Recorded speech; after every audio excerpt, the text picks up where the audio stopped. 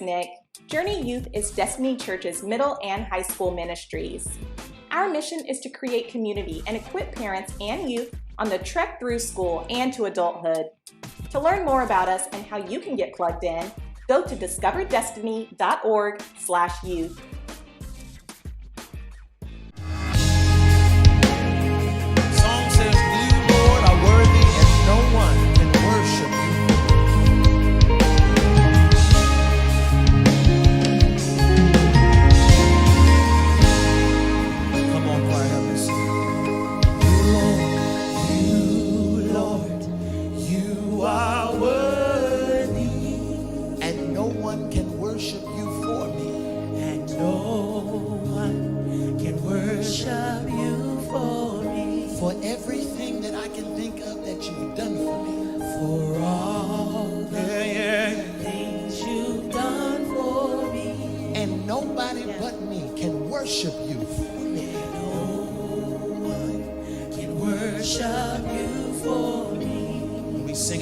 So here's my what? Here's my worship. All of my worship. God receive my worship. All of my worship. Oh, here's my worship. Here's my worship. All of my worship. Receive.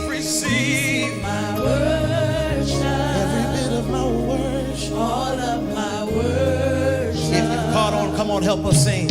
You, Lord, you're worthy. You are worthy. And no one can worship you for me. Can worship you for me. For all of the things that you've done for me.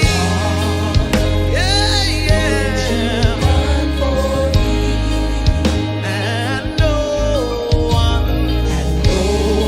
one can worship you. Worship you. This is the part where you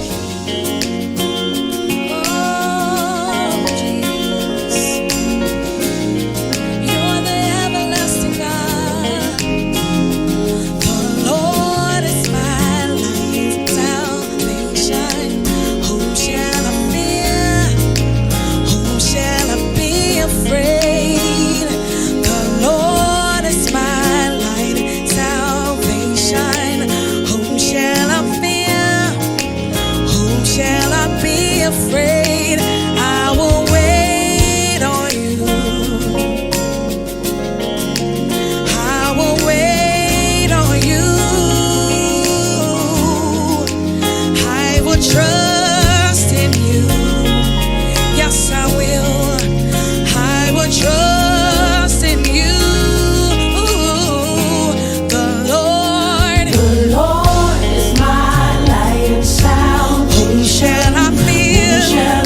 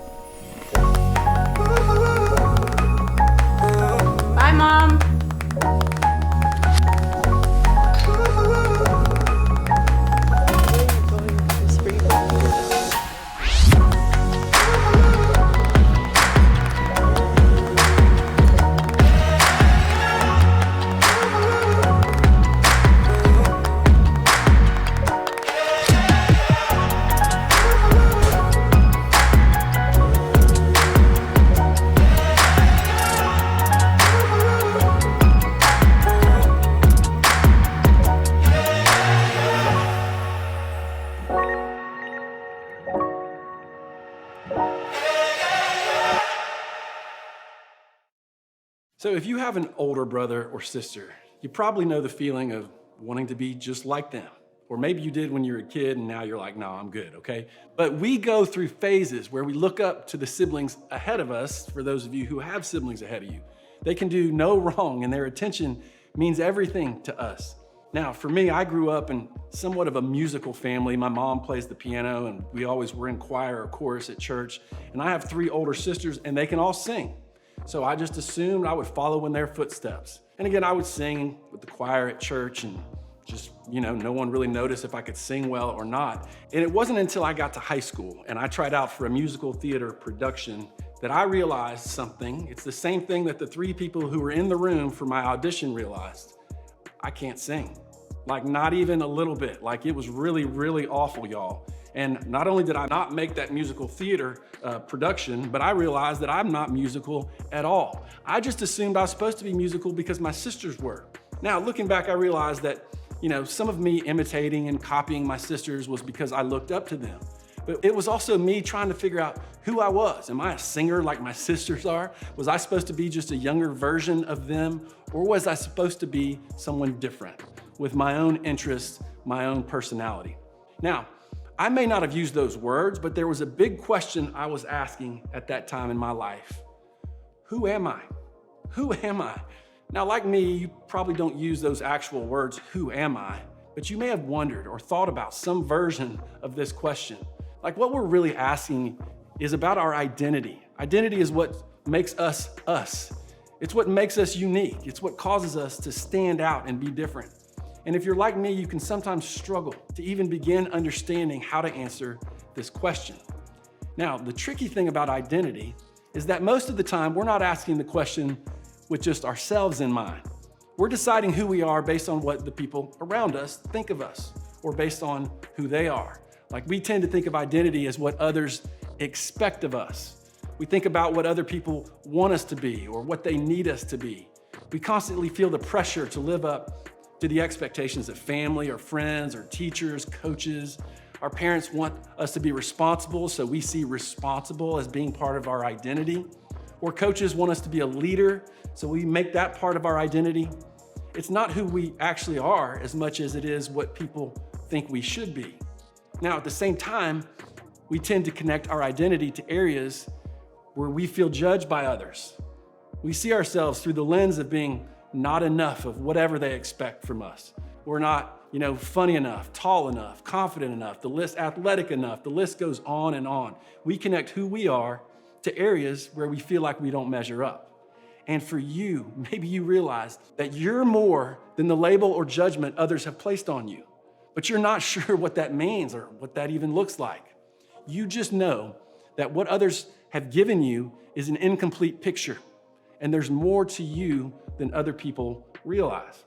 Also, we tend to connect our identity to our image. We see our identity as how we appear to others. Others see us as a star athlete, so that's how we see ourselves. Our teachers see us as a below average student, so that's how we see ourselves. At the end of the day, the question is the same. When it comes to identity, look, the thing that bounces around in our head, the thing that feeds our insecurity or drives the decisions we make and determines the friends we have is this one big question: am I enough? Am I enough? Now, some of you may answer this question with a yes, but you probably say yes, but. And you may be quick to point out the areas where you're not measuring up. Because let's be honest, the areas where we don't measure up seem to take up a lot more of our thinking than the areas where we do, right? Now, others of you may answer the question by saying, nope, no way, because no matter what anyone tells us, we just have a hard time believing that we could ever possibly be enough. Now, however you'd answer that question, here's the good news. What we talk about today has the potential to be a game changer for you and the way you answer it moving forward. Now, I probably don't have to tell you this, but people have been wondering, am I enough since the beginning of time? And today we're going to look back at an interaction between Jesus and a group of people in the book of John, which is one of the 4 books in the Bible that are accounts of Jesus' life on earth. In this particular account, John records a miracle that Jesus performed. All right, check this out. After this, Jesus went across the Galilee Sea, that is the Tiberias Sea. A large crowd followed him because they had seen the miraculous signs he had done among the sick. Jesus went up to a mountain and sat there with his disciples. It was nearly time for Passover, the Jewish festival. Jesus looked up and saw the large crowd coming toward him. He asked Philip, "Where will we buy food to feed these people?" Jesus said this to test him, for he already knew what he was going to do. Philip replied, "More than half a year's salary worth of food wouldn't be enough for each person to have even a little bit." So right away we see that there was a problem. Jesus preached too long, and now the people are too hungry, and the disciples are freaking out. I would be too. Like, hungry people become hangry people. You know what I mean? I don't trust myself to not lose my mind when I skip a meal. So the disciples are wondering, hey, what are we gonna do? Should we send them home? Like, none of us make enough money to buy enough food to feed these people. One of his disciples, Andrew, Simon Peter's brother, said, "A youth here has 5 barley loaves and 2 fish. But what good is that for a crowd like this?" Now, Andrew mentions that there's a youth who has some food with them. And what's interesting here is that we aren't even told if this youth is a boy or a girl. It's just a young person, maybe even a child. And in the first century culture, that would have made this kid not so valuable in the eyes of society. In fact, children tended to be viewed only as property. The only value children had was in what they could do for their family. But there's something else to notice. The young person didn't even have regular bread. He or she had barley bread. And it's interesting that John decided to include that detail because back then, this was the kind of bread that people who were poor ate. This was the kind of bread you ate when you didn't have a lot of money or status. This child obviously didn't come from a family with a lot, but he or she was willing to use what they had anyway. John continues. Jesus said, "Have the people sit down." There was plenty of grass there. They sat down, about 5,000 of them. Then Jesus took the bread. When he had given thanks, he distributed it to those who were sitting there. He did the same with the fish, each getting as much as they wanted. When they had plenty to eat, he said to his disciples, "Gather up the leftover pieces so that nothing will be wasted." So they gathered them and filled 12 baskets with the pieces of the 5 barley loaves that had been left over by those who had eaten. When the people saw that he had done a miraculous sign, they said, "This is truly the prophet who is coming into the world." And Jesus understood that they were about to come and force him to be their king. So he took a refuge again, alone on a mountain. So Jesus did something only he could do. He took a little bit of barley bread and a little bit of fish, and he fed an entire crowd. In fact, there ended up being so much food that there were even some leftovers. It's a crazy miracle. Jesus is obviously the hero of this story, but John makes it a point to draw attention to a different hero. The youth in the story, not given a name, not coming from wealth or privilege, not having a lot to offer, was still featured front and center. And I think there's a reason for that. John doesn't want us to forget the role that Jesus allowed that kid to have. Look, Jesus could have provided the food with no help at all. He made blind people see. He brought dead people back to life. It would have been nothing for him to snap his fingers and just make food happen out of nowhere. But he doesn't. He takes the food from a barely noticed child. Why? Because Jesus knew who this child was. This child was made in the image of God, and that alone made this kid a part of the story worth celebrating for all of us. Jesus knew that he wasn't limited by what this kid had or what this kid didn't have, and the same is true for you. Jesus makes what we have and who we are enough. In fact, I want you to think of it this way. You are enough because Jesus says you are enough. Let me say that again. You are enough because Jesus says you are enough. When it comes to comparison, we will always find someone else who is seemingly better than us. And the second problem with this mindset, we compare ourselves to ourselves. We all have an invisible standard that we need to live up to. And as soon as we fail in that area, we decide we're not enough. Or let's say you play a great game.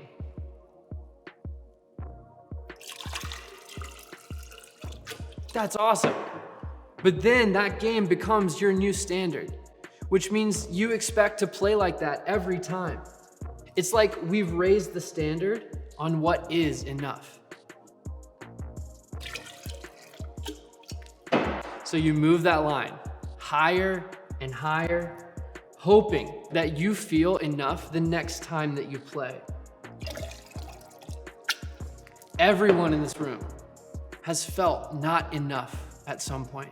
Even the people who seem like they have it all together, it's a universal experience. And if we're honest, we all have a hard time liking the person who doesn't measure up, the person who isn't enough. But when we add Jesus to the equation, we can stop trying to prove that we're enough, because he takes whatever we have and he makes it enough.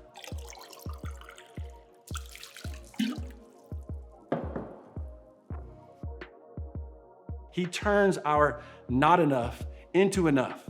See, it's exhausting to have so much of our identity tied up in what other people think, expect, or want from us. It makes it feel like the bar is always moving and the standard is always changing.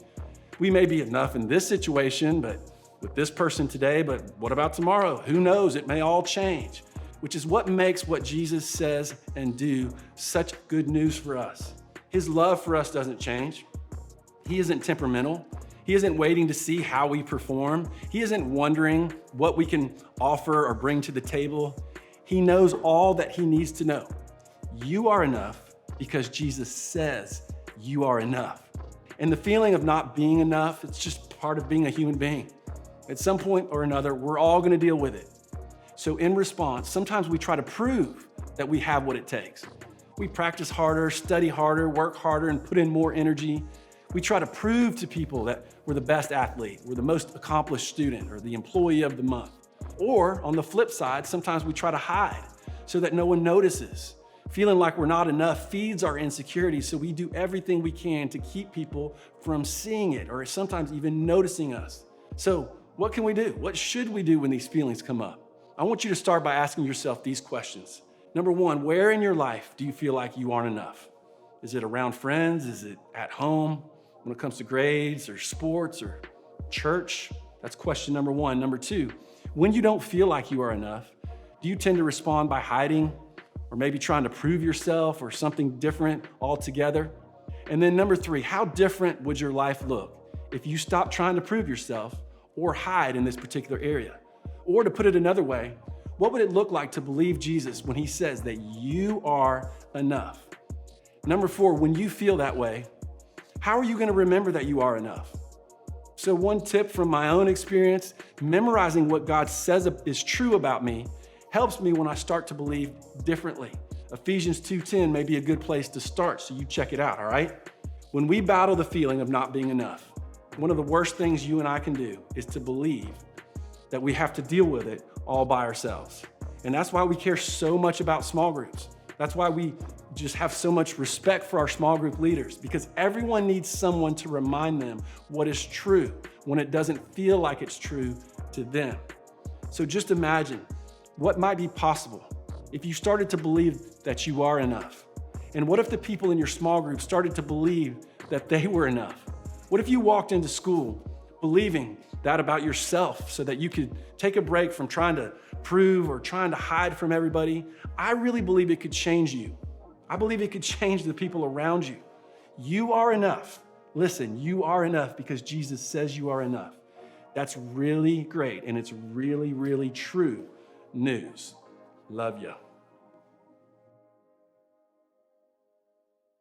Thanks for joining Journey Youth Online.